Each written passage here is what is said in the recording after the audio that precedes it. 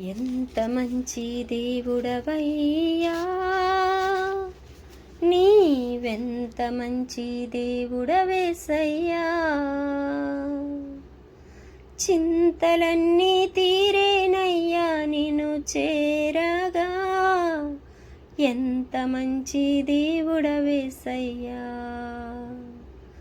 నా చింతలన్నీ తీరేనయ్యా నిన్ను చేరగా, ఎంత మంచి దేవుడవేసయ్యా. ఎంత మంచి దేవుడవయ్యా, నీవెంత మంచి దేవుడవేసయ్యా. చింతలన్నీ తీరేనయ్యా నిన్ను చేరగా, ఎంత మంచి దేవుడవేసయ్యా. నా చింతలన్నీ తీరేనయ్యా నిన్ను చేరగా, ఎంత మంచి దేవుడవేసయ్యా.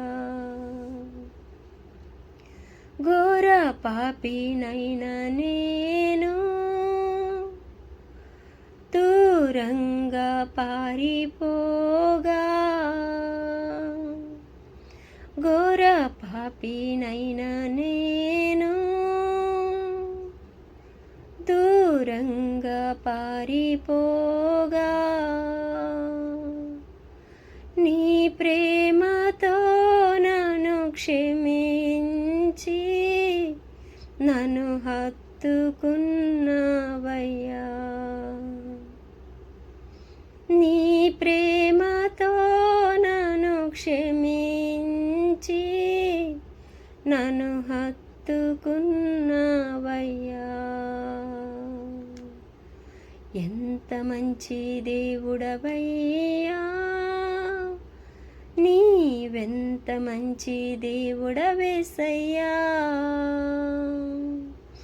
చింతలన్నీ తీరేనయ్యా నిన్ను చేరగా, ఎంత మంచి దేవుడవేసయ్యా. నా చింతలన్నీ తీరేనయ్యా నిన్ను చేరగా, ఎంత మంచి దేవుడవేసయ్యా. హల్లెలూయా, ప్రైజ్ ద లార్డ్. ఎంతో మంచి చరణం అండి ఇది. ఘోర పాపిగా ఉన్నా సరే దేవుడు మనల్ని హత్తుకునే దేవుడు అండి యేసయ్య.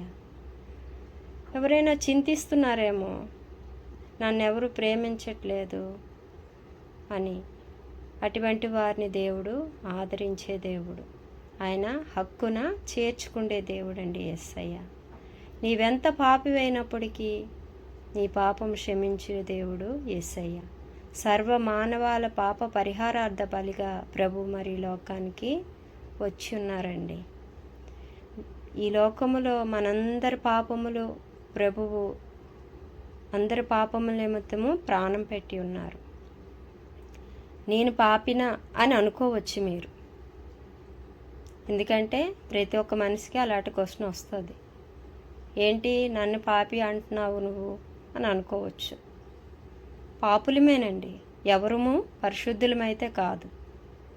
ఎందుకంటే మనం జన్మతః పాపులు. మన జన్మంలోనే పాపం ఉంది. పాపం లేకుండా ఏ మనుషుడు జన్మించలేదు. ఒక తల్లిదండ్రులు ఒక భార్యాభర్తలకి వివాహం జరిగిన తర్వాత వాళ్ళ యొక్క కలయికలోనే పిల్లలు అనేది పుట్టడం జరుగుతూ ఉంది. పాపంలోనే భక్తుడు అంటాడు దావీదు, నేను పాపంలోనే జన్మించిన వాడును, నా తల్లి పాపంలోనే నన్ను గర్భమున ధరించి ఉంది. నిజమేనండి, ప్రతి ఒక్కరూ పాపంలోనే పుట్టాము.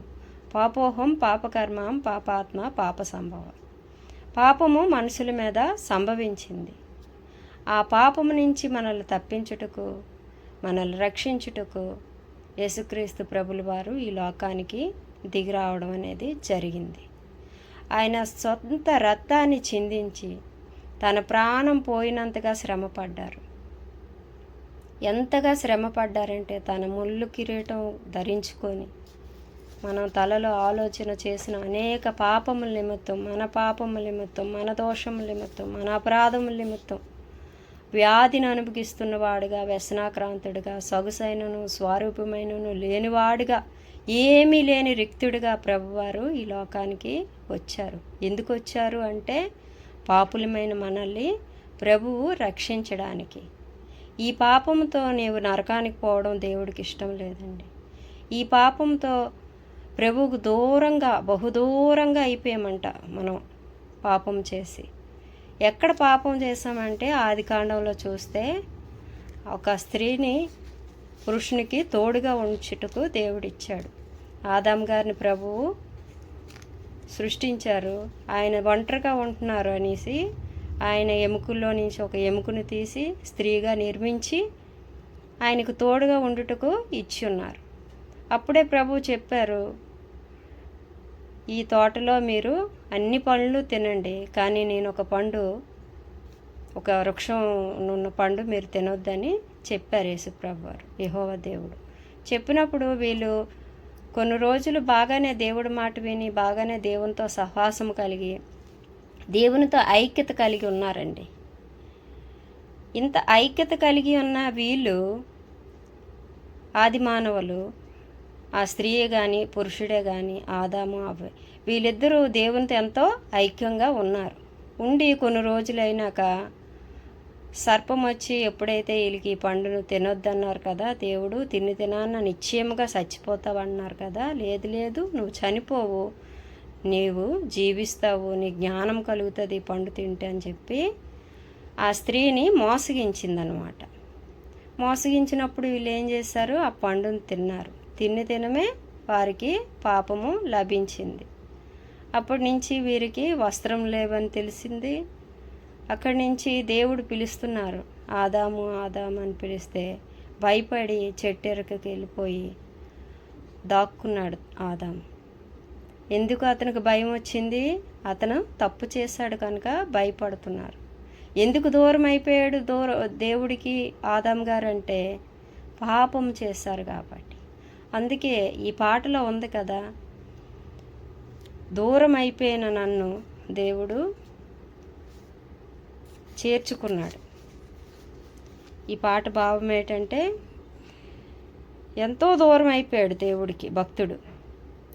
అటువంటి దూరం నుంచి దేవుడు తొలగించాడు. చింతిస్తున్నాడు. ఏమని చింతిస్తున్నాడంటే, అయ్యో నేను ఈ పాపం చేసి దేవునికి బహుదూరం అయిపోయాను అనేసి భక్తుడు చింతిస్తున్నప్పుడు మరలా యెహోవా దేవుడు ఆలోచించి యేసుప్రభు వారిని లోకానికి, నాకు దూరం అయిపోయిన నా బిడ్డలందరూ మరలా నాకు సమీపంగా ఉండాలి, నా రాజ్యంలో ఉండాలి అని దేవుడు నిర్ణయించి తన సొంత ప్రియ కుమారుడిని యేసుప్రభు వారిని ఈ లోకానికి పంపడం అనేది జరిగిందండి.